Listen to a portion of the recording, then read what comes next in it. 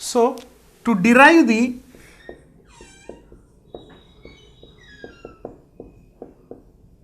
first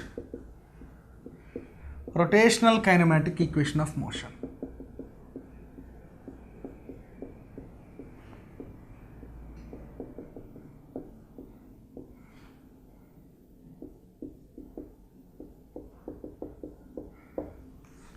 it relates the angular acceleration with angular velocity. So therefore we can write alpha is equal to d omega by dt. Now I am cross multiplying the equation on each side.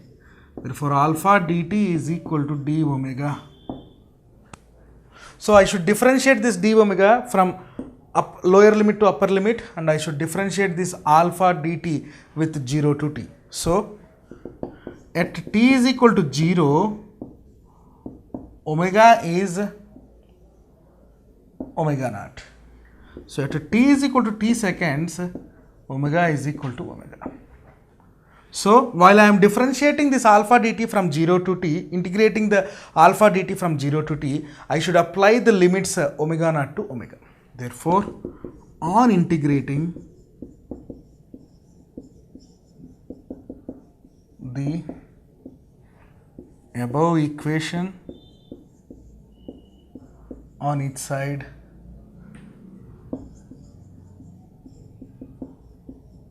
between the limits.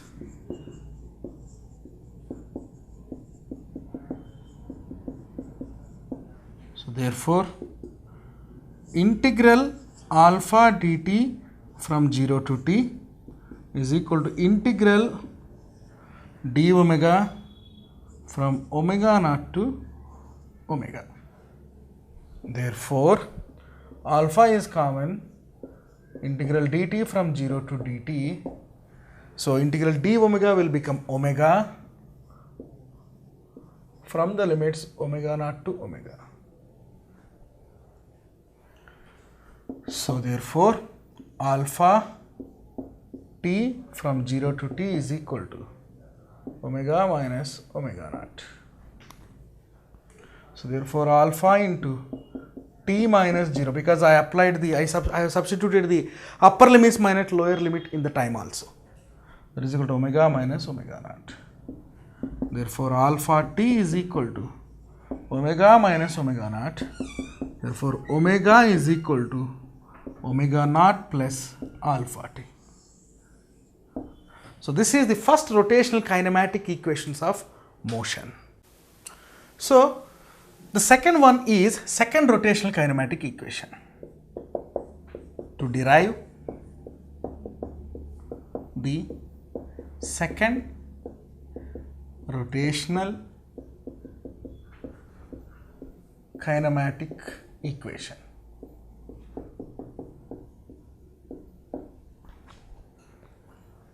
The main equation we should choose to prove this is omega is equal to d theta by dt.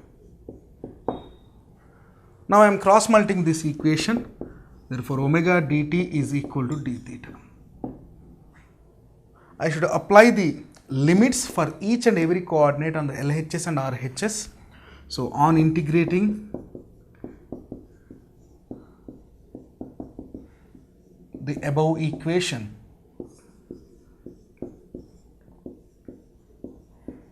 between the limits,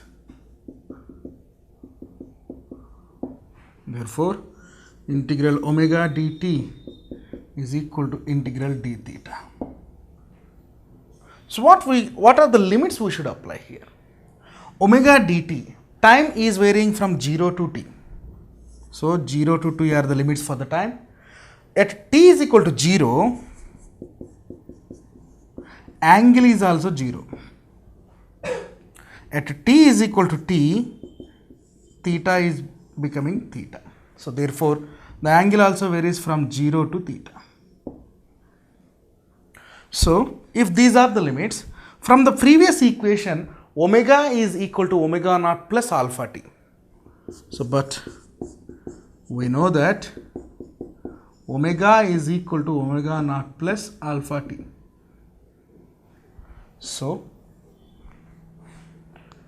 integral omega naught plus alpha t dt under the limits 0 to t is equal to integral d theta from the limits 0 to theta. Now I should expand this equation. So integral omega naught dt from 0 to t plus integral alpha t dt from 0 to t is equal to integral d theta is theta from the limits 0 to theta. So this one omega naught t from the limits 0 to t. So this one integral x dx is equal to x square by 2. So therefore it is alpha t square by 2. So from the limits 0 to t is equal to theta, because I have applied the theta minus 0. The formula what I have used is integral x dx is equal to x square by 2 plus c.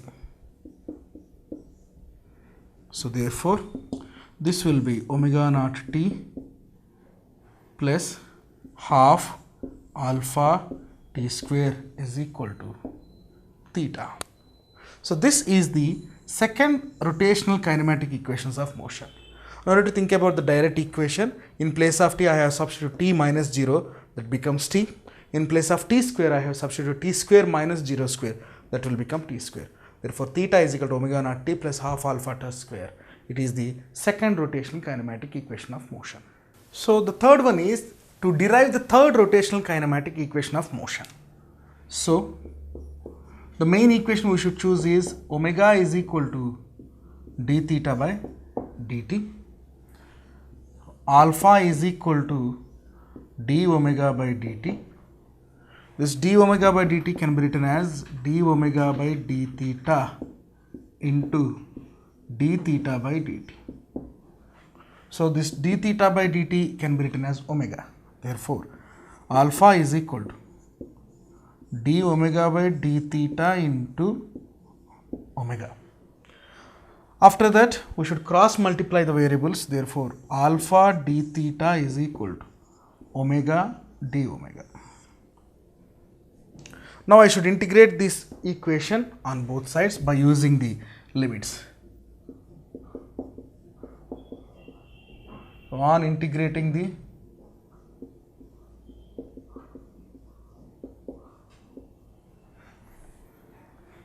equation on both sides under the limits.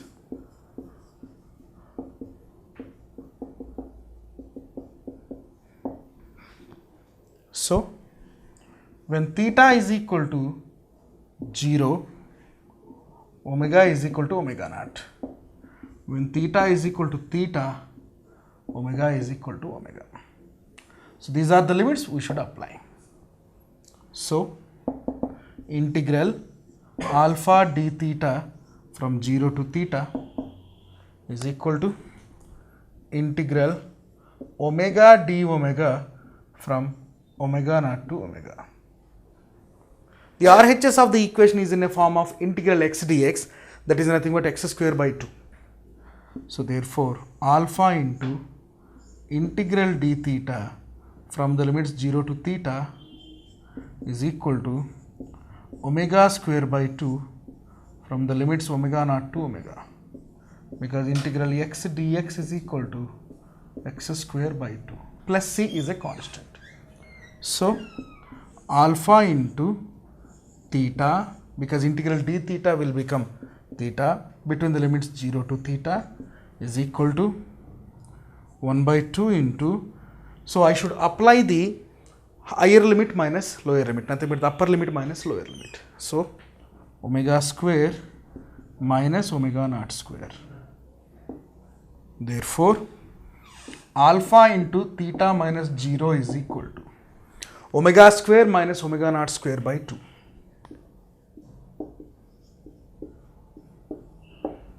Therefore alpha theta is equal to omega square minus omega naught square by 2. Therefore omega square minus omega naught square is equal to 2 alpha theta. So this is the third kinematic rotational equation of motion. Now we should see some of the numericals based on these formulae. So this is the problem which is based on the first equation of motion in rotational kinematics. The content of the problem is, starting from rest, a fan takes 5 seconds to attain the maximum speed of 400 revolutions per minute. Assuming constant acceleration, find the time taken by the fan in attaining the half the maximum speed. So, a fan takes 5 seconds to attain the maximum speed, which was started from rest, means initial angular velocity is 0.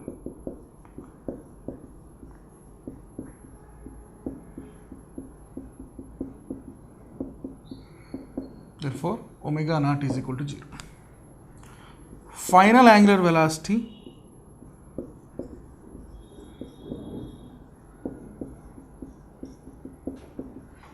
is equal to omega.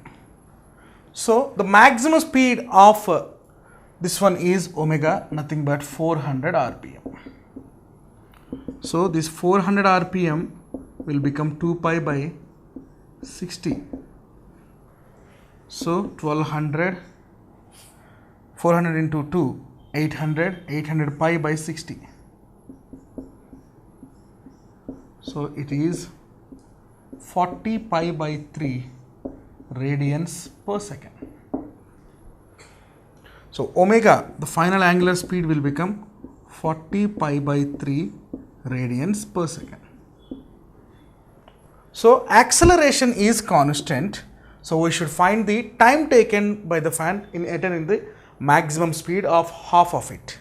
So, acceleration alpha is equal to omega minus omega naught by t. Therefore, what is alpha? Therefore, alpha is equal to omega 40 pi by 3, omega naught 0, and the time taken for this is 5 seconds. So, therefore, it is 45 by 15. So, if you see the cancellation of 5, it is 8 pi by 3 radian per second square. This is the constant acceleration attained by the ceiling fan at the rotation of 400 rotations per minute. Now we should substitute these two values in alpha equation, then we will find out the omega naught by 2. Now we should find out the time taken by the fan in attaining the half the maximum speed. Actually, the maximum speed of the fan is 45 by 3 radians per second. Half of it means omega m by 2, that is nothing but 20 pi by 3 radians per second. So, in this case, we know the equation omega is equal to omega naught plus alpha t. So, this will be written as omega m is equal to omega naught plus alpha t.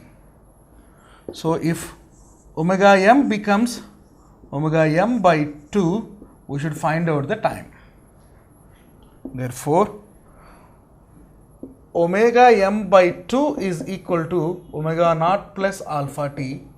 Anyway, the initial angular speed is 0. That's why the omega m by 2 is 20 pi by 3 is equal to 0 plus alpha is 8 pi by 3 into time. So, 20 pi by 3 is equal to 8 pi by 3 into t. Pi and pi get cancelled, 3 get cancelled. 8t is equal to 20, t is equal to 20 by 8, nothing but 2.5 seconds, because this will be 5 by 2. If you take the 4 as a common divisor, it will be 5 by 2, therefore 5 by 2 is equal to 2.5 seconds. So, the maximum time taken by the ceiling fan to attain the half of the maximum speed is 2.5 seconds. This is the problem which is related to the second rotational kinematic equations of motion. The content of the numerical is the wheel of a motor accelerated uniformly from rest rotates through 2.5 radians during the first second. Find the angle rotated in the next second. So, it was started from rest, therefore omega naught is equal to 0. But the angle rotated in the given time is 2.5 radians. The time taken for the rotation of 2.5 radian of angle is 1 second. Therefore, t is equal to 1. So, we should find out the angle rotated in the next second. Therefore, theta is equal to omega naught t plus half alpha t square. This is the formula should be used to find out the angle rotated in the next second. Already omega naught is equal to 0, therefore this term will be cancelled. So therefore theta will become half alpha t square. Therefore theta is 2.5 is equal to half. Alpha is, we should find out, and t is 1 second. So 5 is equal to alpha. Therefore, alpha is equal to 5 radian per second square. Next one, the angle rotated in the next second means the angle rotated in 2 seconds.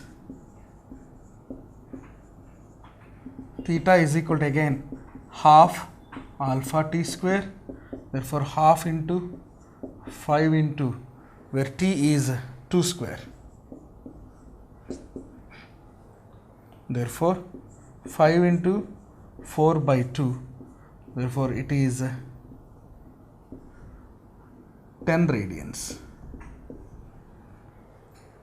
For 2 seconds 10 radians, per 1 second 5 radians, therefore the distance travelled in the 1 second is 5 radians. So therefore the change in angle is equal to theta 2 minus theta 1, therefore it is 10 minus 5, nothing but 5 radians. So 5 radians is the change for the time 1 second while it is rotated through the circular motion. Now we are discussing a sub-concept called law of conservation of angular momentum. Previously we have discussed about the relationship between the torque and angular momentum, where torque tau is equal to rate of change in angular momentum. If suppose tau is equal to 0, that means dl by dt is equal to 0. This refers to L is constant.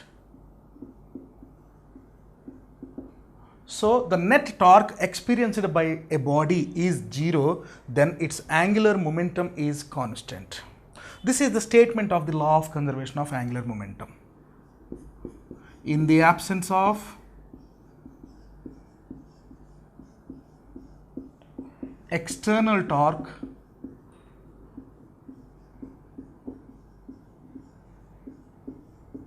the angular momentum of the body remains constant.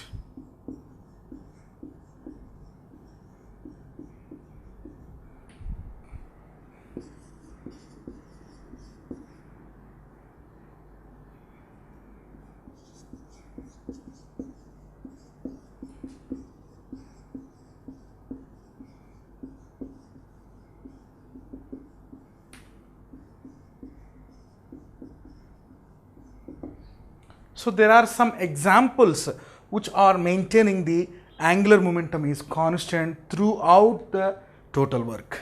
So what are those examples? First one, rotation of planets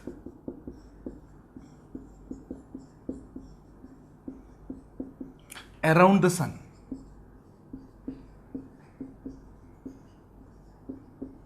This is one of the example for the proof of law of conservation of angular momentum. So how it will be proved? Let us assume a planet which is revolving around the sun in elliptical orbit, where sun is situated at one of its focus or foci. Suppose this is sun, just we are assuming this is a planet which is revolving around the sun in any number of the orbit.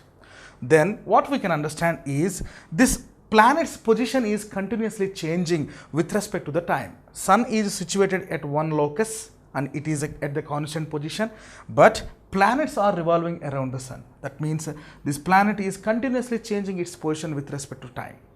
Whenever this planet is changing like that, the radius vector which joins the center of the sun to the center of the planet sweeps equal areas in equal intervals of time. That means the area covered by a planet around the sun is constant.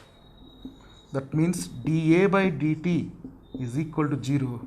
Therefore, area is equal to constant. So, area occupied or area covered by the planet within the given time interval is constant, means it is sweeping equal areas. When the planet is sweeping equal areas in equal time intervals, it is maintaining the constant angular velocity. When the planet is maintaining the constant angular velocity, we know the expression for the angular momentum, that is L is equal to mvr, and where v is equal to r omega into r, that is mr square omega. Where omega is constant and the body's moment of inertia is also be constant, because mass is not changes and r is also not changes, because it is sweeping the equal areas in equal time intervals with respect to the reference radius. So therefore L is constant. So this is one of the example for the law of conservation of angular momentum. This is also called as Kepler's second law of planetary motion, which is analogous to the law of conservation of angular momentum. Now we will see a few more examples about this concept. The second example is man on a turntable.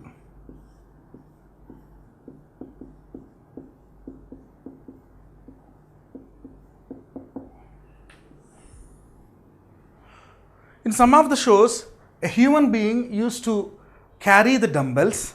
When he stretches his hands with the help of dumbbells, then he is not able to move with the greater angular velocity.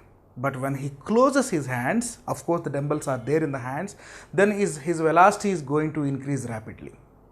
Let us suppose if a human being simply placed on the turning table, in his both hands the dumbbells are present.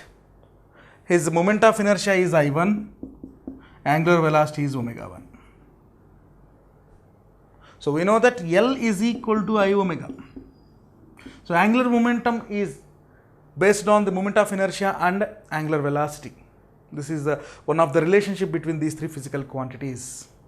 So when he stretches the hands, his hands are acting like radius vectors to the positions of the force, like a centripetal force motion, rotational motion.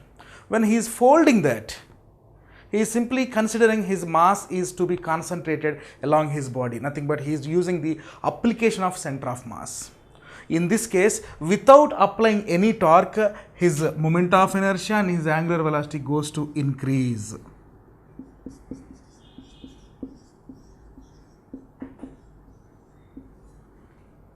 Whatever it is, before the stretching of the hands with the dumbbells, after the folding of the hands, his angular momentum is always same. So L1 is equal to L2. This is also proves the law of conservation of angular momentum in case of man on a turntable.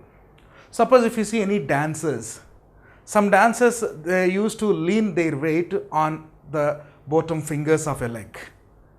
So they used to lean on the table and they used to stretch their hand, they will used to do the revolutions.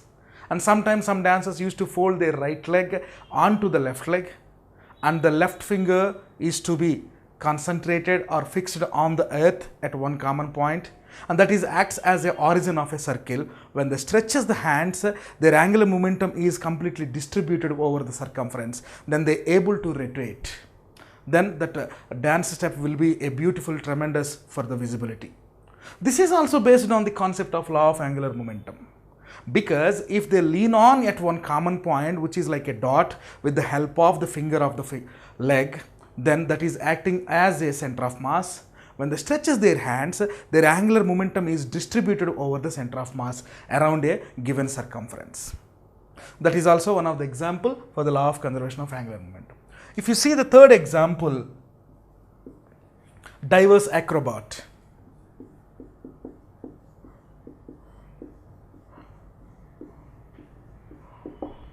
If you see any diver who is going to dive to the swimming pool, he simply stands on a spring pad on the top with some inclined position, not on the straight position. When he is doing this inclined position, for a small amount of the torque he applied, it gives a lot of momentum to him. Then he will dive. While he is diving, we should see his pictures instantaneously. While he is diving, first he stretches his hand. Once he stretches his hand, his angular momentum is going to be increased because R is going to increase from his center of mass for one fold. For the next fold, he completely folds like a paper. Then he is able to rotate like a body which is doing the circular motion. And while he is touching towards the earth, means when he is close to the water, then he relaxes himself, then he is able to fall on the lake or pond or whatever it is, swimming pool, to participate in a competition. So what I can say is, in the beginning, once he stretches his hand, his angular momentum and linear momentum and angular velocity are going to change. But once he dives, when he folds it or when he stretches it, the conditions before and after will be same. So angular momentum before diving and after diving will be same, and in the mean positions also it is not at all going to change. This is also one of the example of law of conservation of angular momentum. If you see the fourth one, tornado.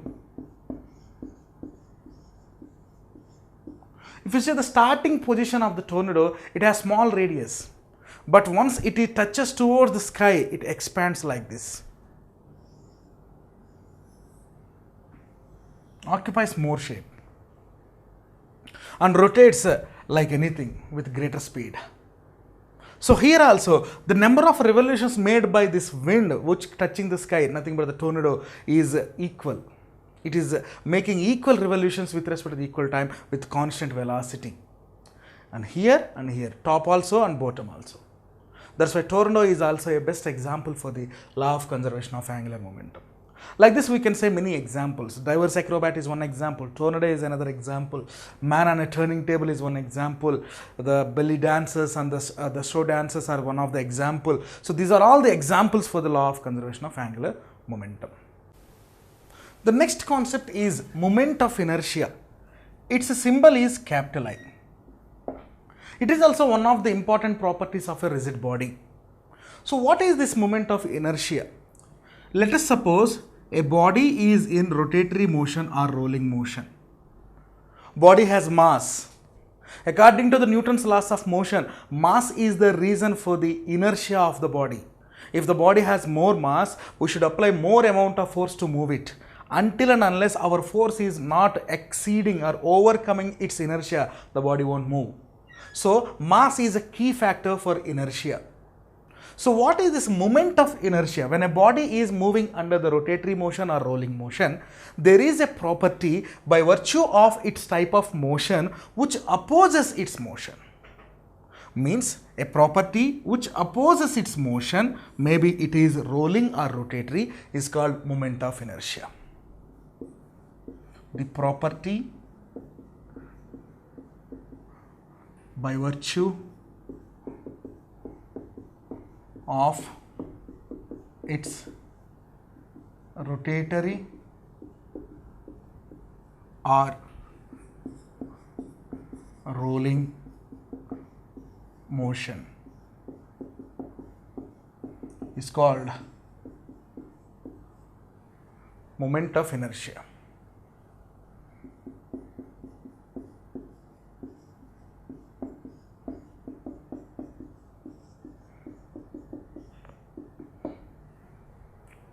There are some mathematical expressions for this moment of inertia. How it is mathematically defined? Let us suppose take the same object this object has capital mass m, we know that this capital mass m is sum of the all point masses. That means these masses are distributed like a point objects around its center of mass or axis of rotation, like this. Some uniform distribution we are assuming, because if you don't assume the uniform distribution, it is very difficult to handle with the problems.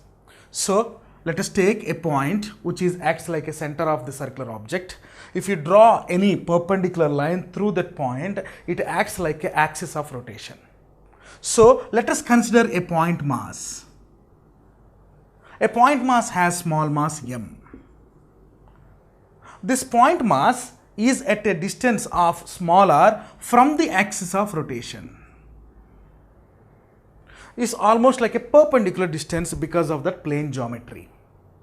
So the product of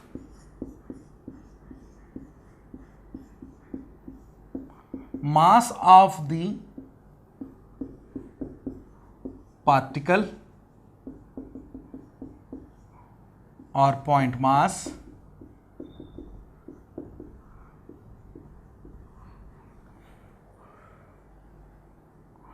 to the square of the distance from the axis of rotation.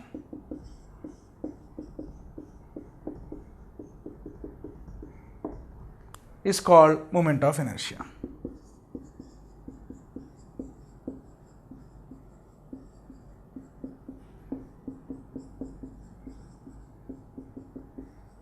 So the expression for the moment of inertia is capital I, that is equal to moment of inertia is equal to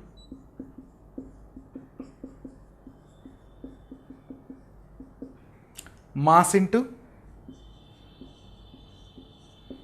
square of the distance.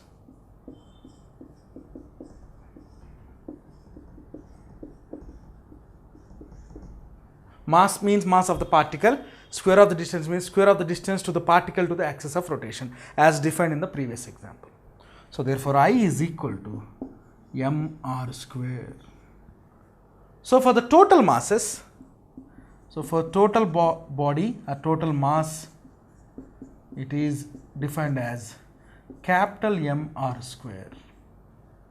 We know that capital M is equal to summation over mi, where I is equal to 1 to n.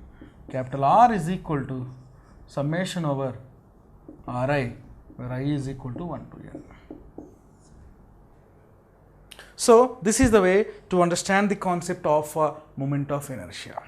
So the SI unit of moment of inertia is like this.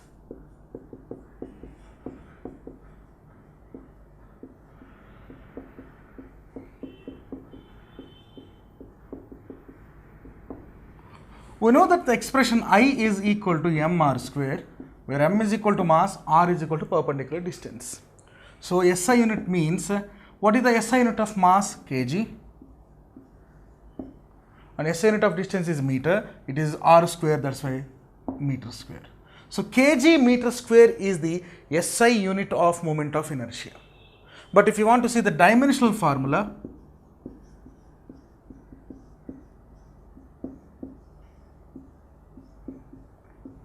of I, therefore it should be keep in square brackets, that is equal to mass, its dimensional symbol is capital M only, R L, because R is the distance, so its symbol is capital L, L square. So this is the dimensional formula of the moment of inertia. With respect to this moment of inertia, we can find out the rotational kinetic energy also. Let us assume a body which is under the rotational motion or rolling motion. So whenever the body is under the rotational motion, the ability to stop it, the property by virtue of its rotational motion is called moment of inertia. So the relationship between the rotational kinetic energy and moment of inertia is given like this. Suppose if a body is moving,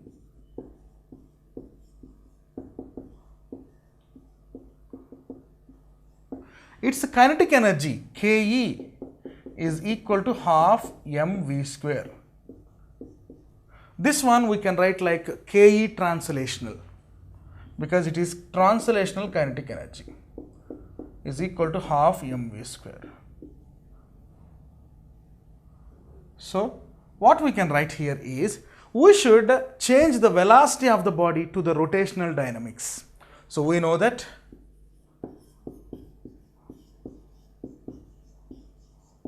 V is equal to r omega. Linear velocity is equal to radius vector into angular velocity.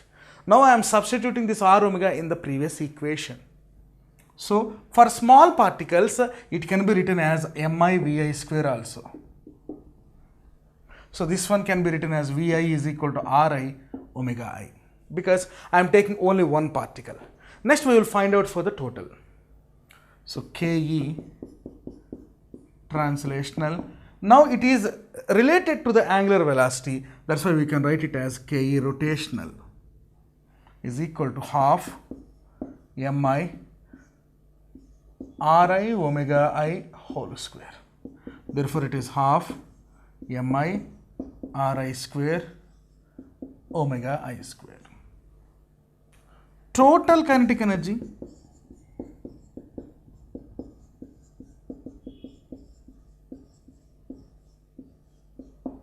is equal to, so Ke rotational is equal to sum of half mi Ri square omega I square, where I is equal to 1 to n, where n is equal to number of particles.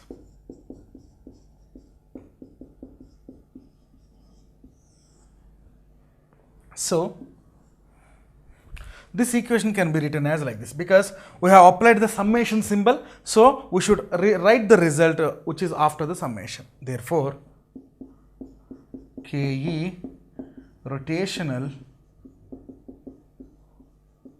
is equal to half m r square omega square. This mr square is nothing but the moment of inertia. So we know that I is equal to mr square. Therefore Ke rotational is equal to half I omega square. If you see the analog between the Ke translational and rotational, we know that Ke translational is equal to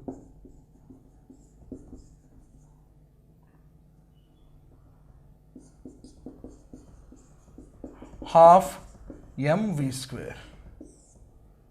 Means if a body is moving in a straight line, its kinetic energy is half mv square.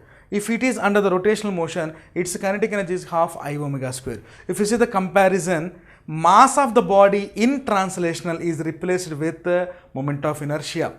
That's why we can say that mass and moment of inertia are both are connected to each other.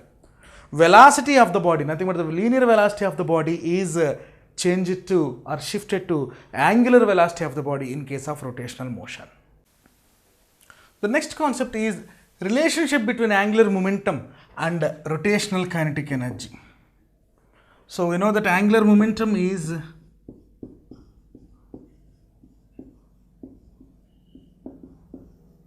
symbol by L, that is equal to I omega. Rotational kinetic energy is equal to half I omega square.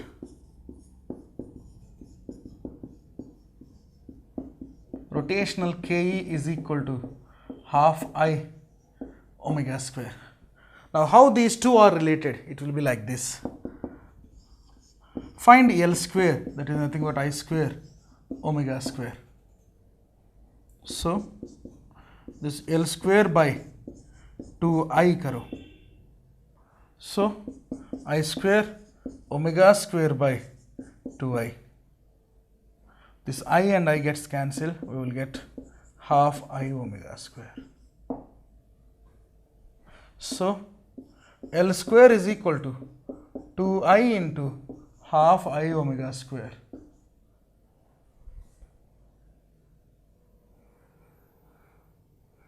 So L is equal to square root of this 2 and 2 gets cancelled, I square omega square, that is equal to I omega. So again we are getting the L is equal to I omega expression. We started with the same expression. Therefore, rotational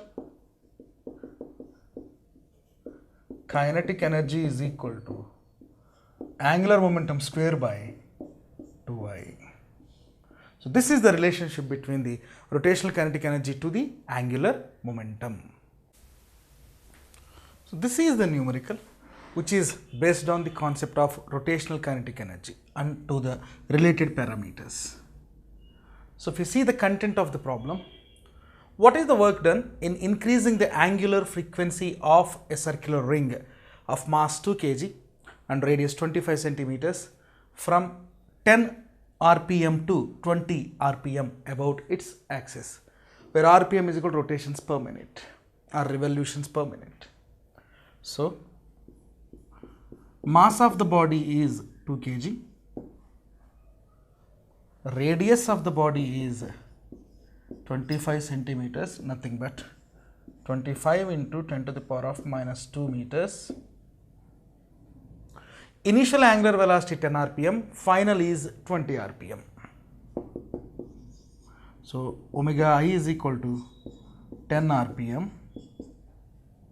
It is nothing but 2 pi into 10 by 60,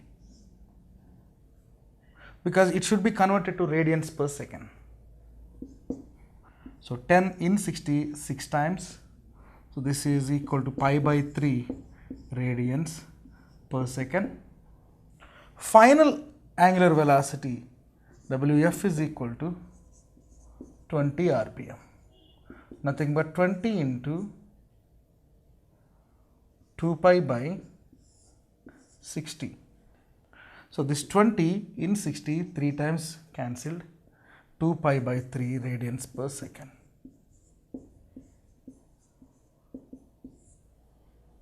So initial angular velocity is pi by 3, final angular velocity is 2 pi by 3. Now the question is, we should find out the work done in increasing the angular frequency. Work done in increasing the angular frequency is nothing but change in its kinetic energy. Work done in increasing the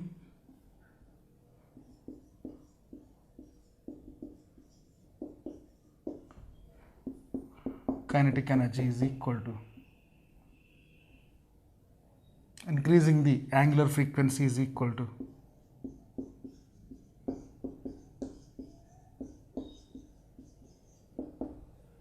change in kinetic energy.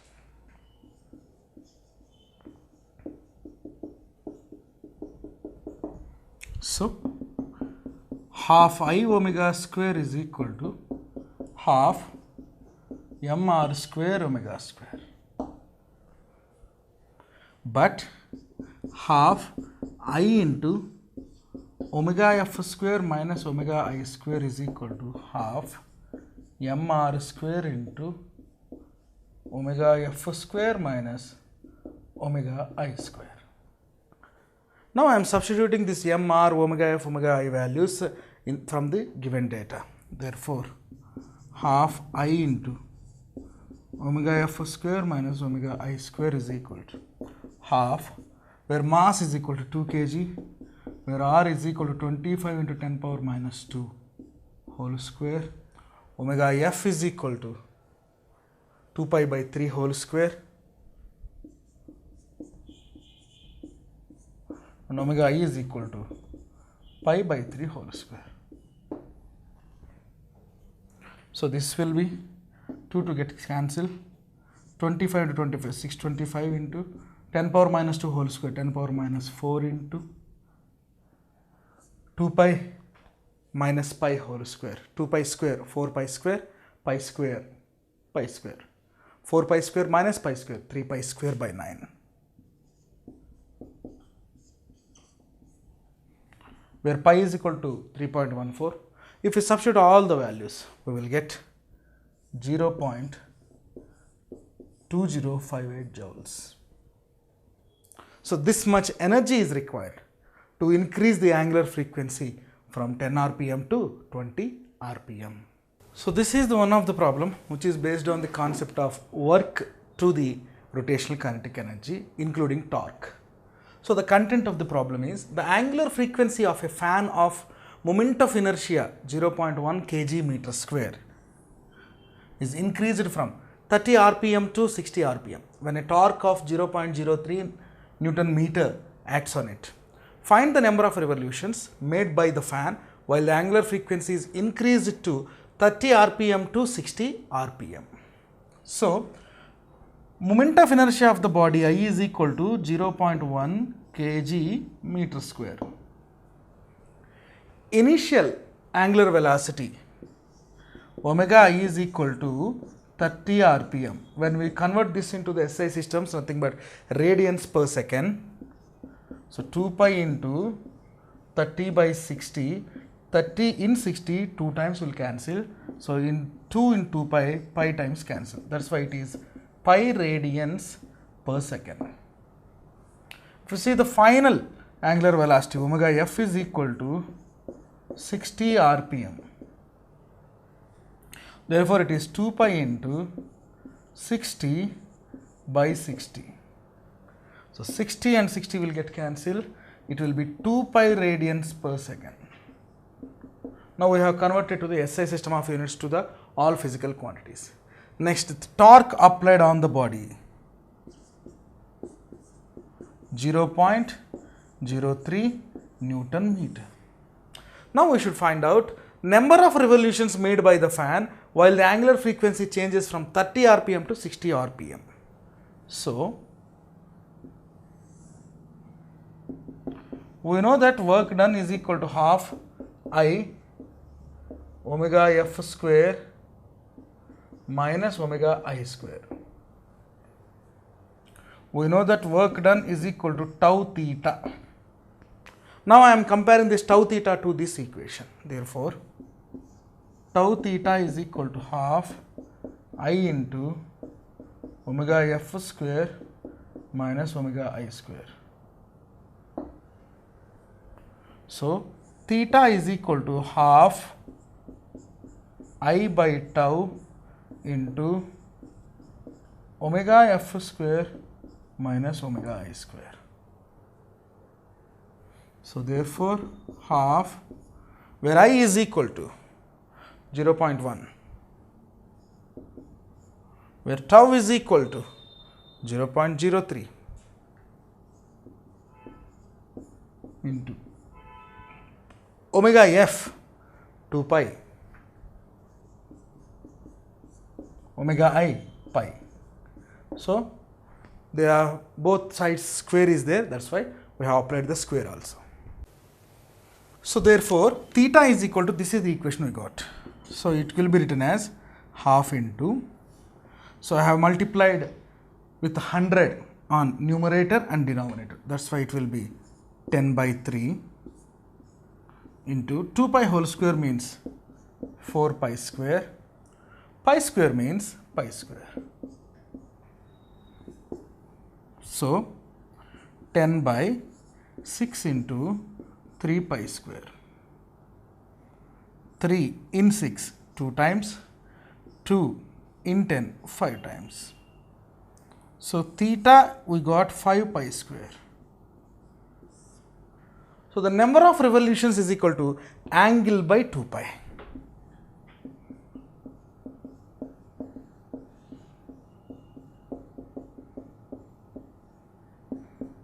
N is equal to theta by 2 pi.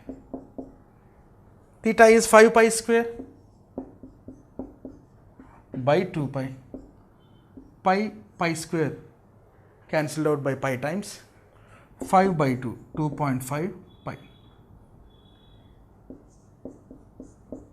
So, therefore, it is 2.5 into pi is equal to 3.14.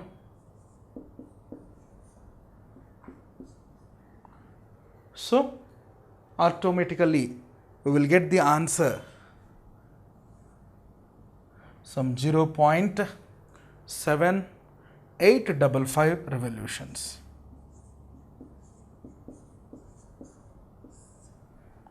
So the answer is 0.7855 revolution. These many revolutions should be done to change the frequency from 30 rpm to 60 rpm. So this is the problem which is related to the law of conservation of angular momentum. So a ballet dancer spins about a vertical axis at 60 rpm with arms outstretched. With her arms folded, the angular frequency increases to 90 rpm. So find the change in her moment of inertia. When the arms are stretched of a ballet dancer, its angular momentum or its angular velocity was 60 rpm. That means omega I is equal to 60 rpm. When the arms are folded, its angular frequency is increased to 90 rpm. That means omega F is equal to 90 rpm. Now we should find out the change in moment of inertia. The relationship between I and omega is L1 is equal to L2. That is nothing but I1 omega 1 is equal to I2 omega 2. So omega 1 is equal to 2 pi into 60 by 60. So 60 cancel, it is 2 pi radians per second. Omega 2 is equal to 2 pi into 90 by 60. So 60, 90, so 30 is the common, so it is 3 by 2. So 2 and 2 get cancel again. So the answer is 3 pi radians per second. So where I1 omega 1 is equal to I2 omega 2. Now we should find out I2. So I2 is equal to I1 into omega 1 by omega 2. Therefore, I2 is equal to I1 into omega 1 is 2 pi. Omega 2 is 3 pi. So pi get cancelled. Therefore, I2 is equal to 2I1 by 3. Change in moment of inertia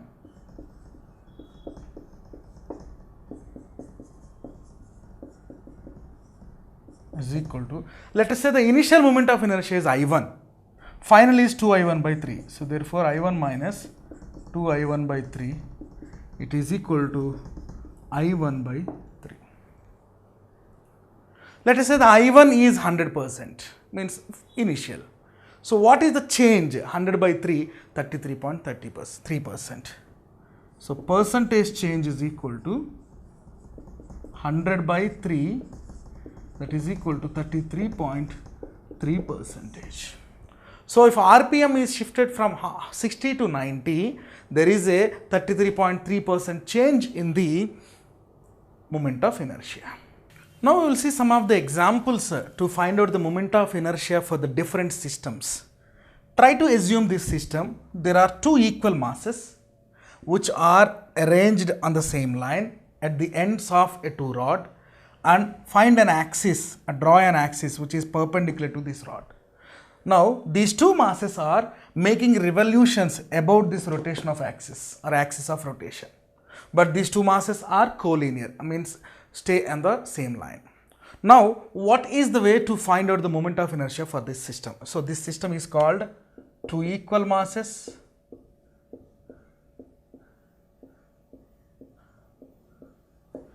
rotating around an axis of rotation.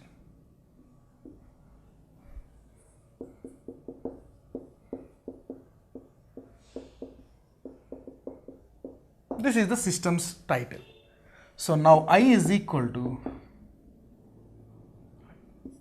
I1 plus I2. So what is I1? The mass on the left side is m by 2. From the center of mass, it is at a distance L by 2. So this is said to be R1. The distance from the second side of the mass m by 2 From the center of mass, it is at a distance L by 2, means which are maintained at the equal distances. Therefore, I1 is equal to m by 2 into L by 2 whole square plus I2 is equal to m by 2 into L by 2 whole square. So, m by 2 into L square by 4 plus m by 2 into L square by 4. This is m L square by 8 plus m L square by 8. So, this is 2 into m L square by 8. So, this 2 in 8 4 times will cancel out. Therefore, it is 1 by 4 m L square. So, for equal masses which are rotating around the center of mass or axis of rotation, which are maintained at the same distances from the center of mass, its moment of inertia is 1 by 4 ml square. So, here we can say that moment of inertia I depends on mass of the body, and L square is nothing but the position of the mass, nothing but distribution of the body. So, it is depend on mass of the body and distribution of mass.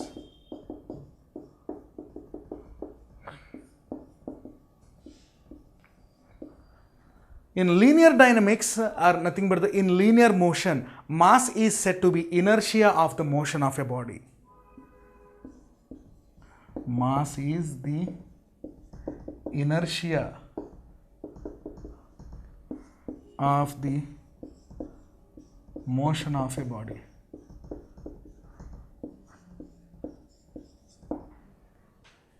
But moment of inertia is the inertia of the rotational motion of a body.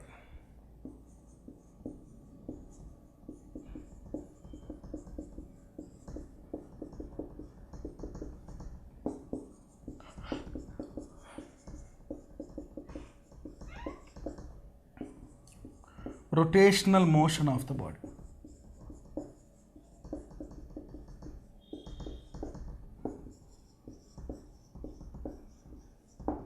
So, like this, we can see the analogous comparisons and differences between the rolling motion and linear motion. The next concept is radius of gyration. Actually, this radius of gyration is an imaginary point of a rigid body. Imaginary point of a rigid body.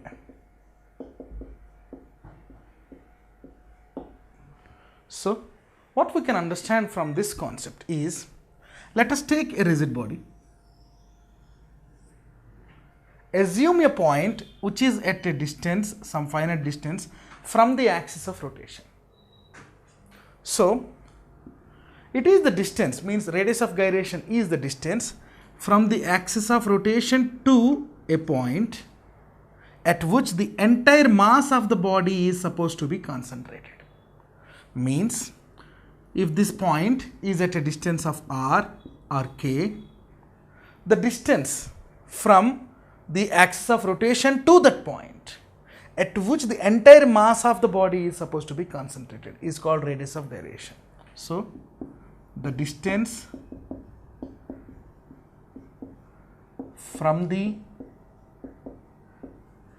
axis of rotation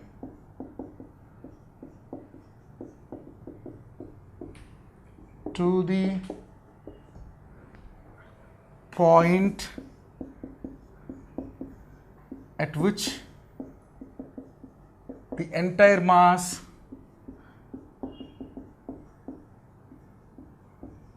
of the body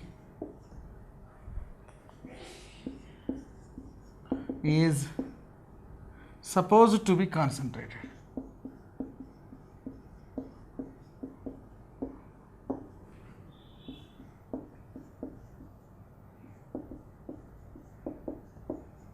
So, radius of gyration is also a distance. So, that is why I is equal to mk square, because we are writing k in place of r, that is it. based on the design and definite shape of the body, this k value is going to change. So like the moment of inertia, this radius of gyration is also depends on moment of inertia and the point of axis of rotation and mass. So it is dependent on moment of inertia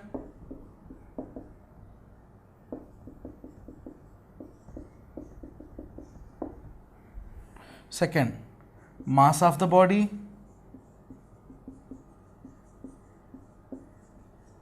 comma, distribution of the mass of the body,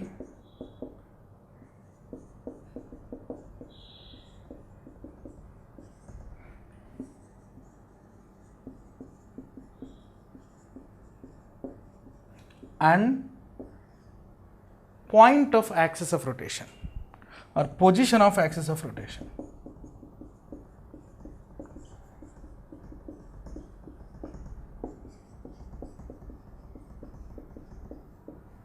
So from this equation we can write mk square is equal to I, therefore k square is equal to I by m.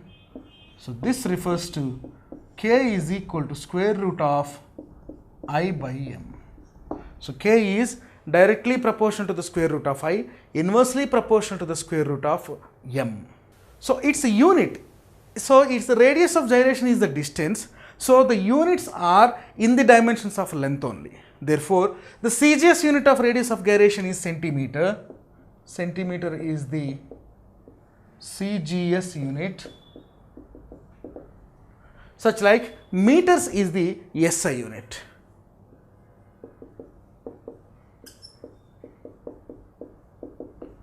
Because this radius of gyration is in the dimensions of length to be measured. The next concept is theorems related to moment of inertia. Let us suppose there are some finite shaped bodies, circle or sphere, cylinder,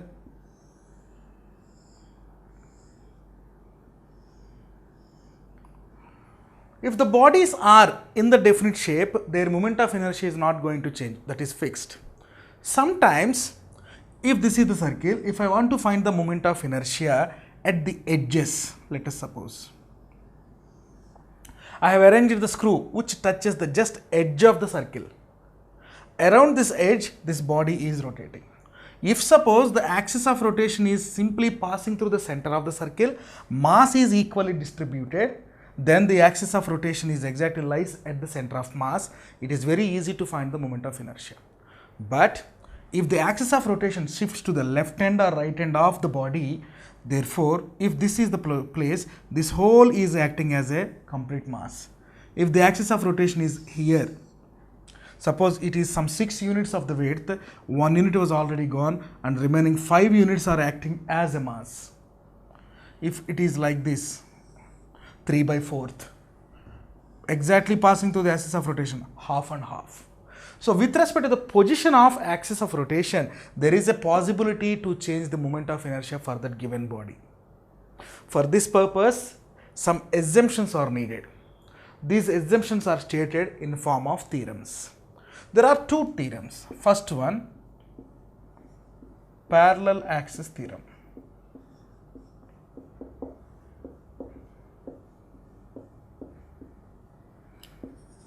Second one, perpendicular axis theorem.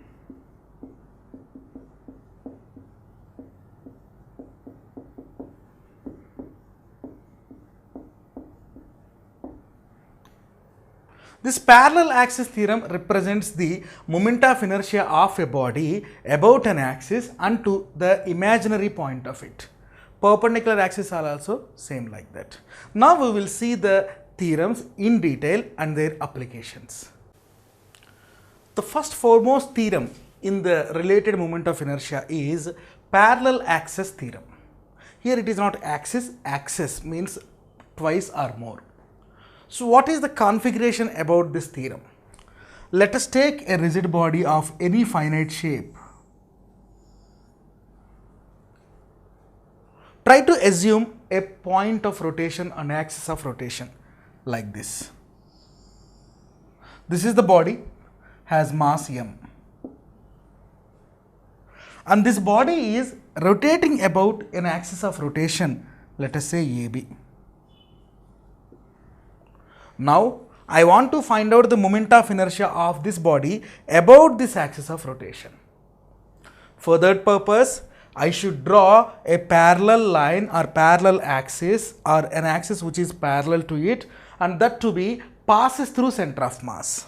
So let us assume this is the center of mass of the body. Through the center of mass, I am drawing another axis of rotation or another line. These two lines are parallel to each other, and these two lines are separated by a finite distance called small r.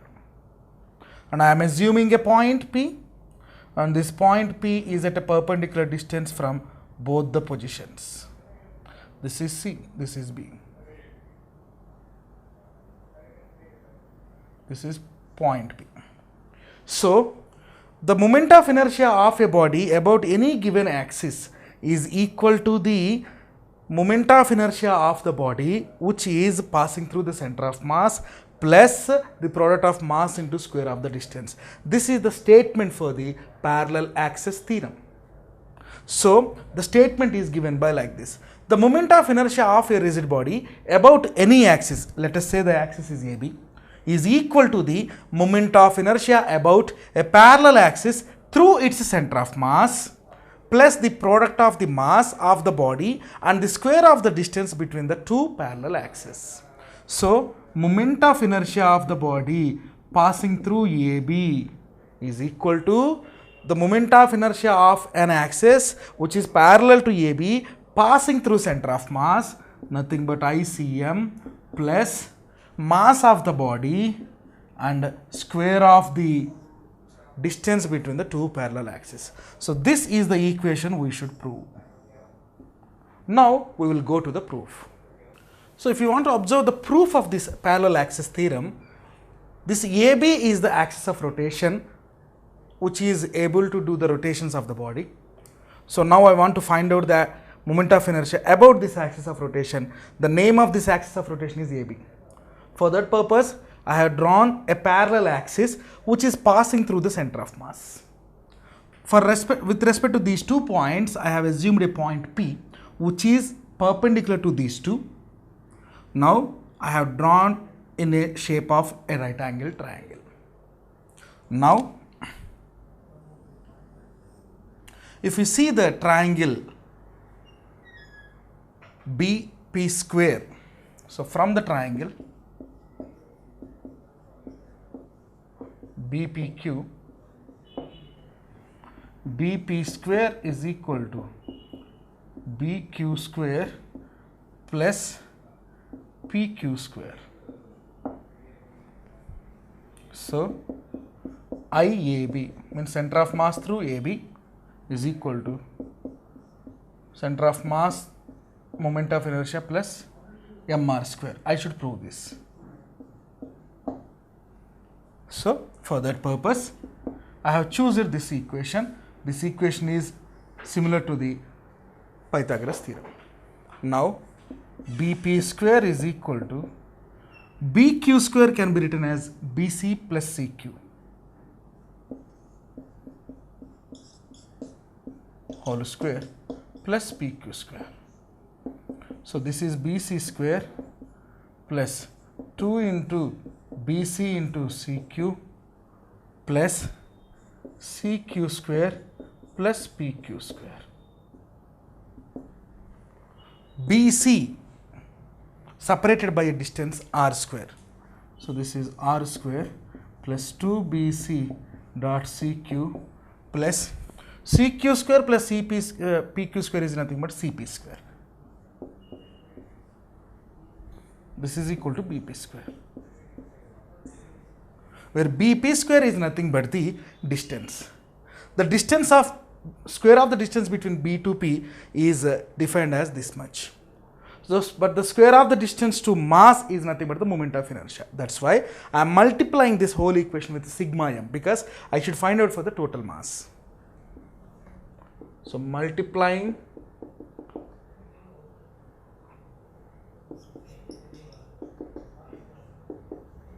the above equation with sigma m. Therefore, sigma m into Bp square is equal to sigma m into r square plus 2 into Bc dot Cq plus Cp square.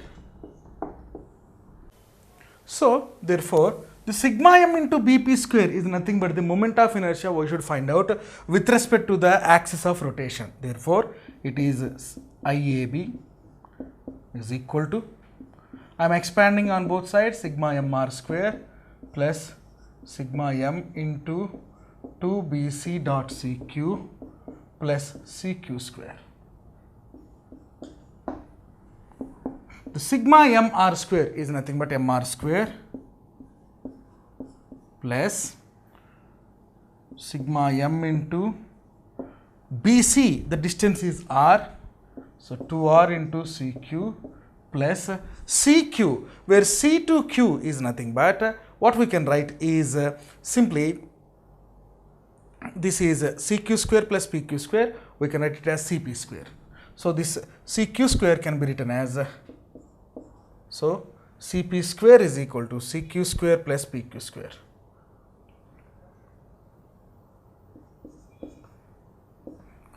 Because Cp square is equal to Cq square plus Pq square. So, this will be Cp square. So, what we can write is mr square. Here, this BC and CQ, they all lie in the same plane. So, along the same plane, these all points are parallel to each other. In this case, the moment of inertia due to these parallel components is 0. That's why this whole term will become 0. Cp square is nothing but the moment of inertia on the basis of center of mass. So, sigma m into Cp square. Therefore, it is sigma m into Cp square. Therefore, it is IAB is equal to mr square plus this is ICM. So, moment of inertia about any axis of rotation is equal to sum of the moment of inertia through center of mass plus product of mass into square of the distance about that point. Like this, the parallel axis theorem was proved.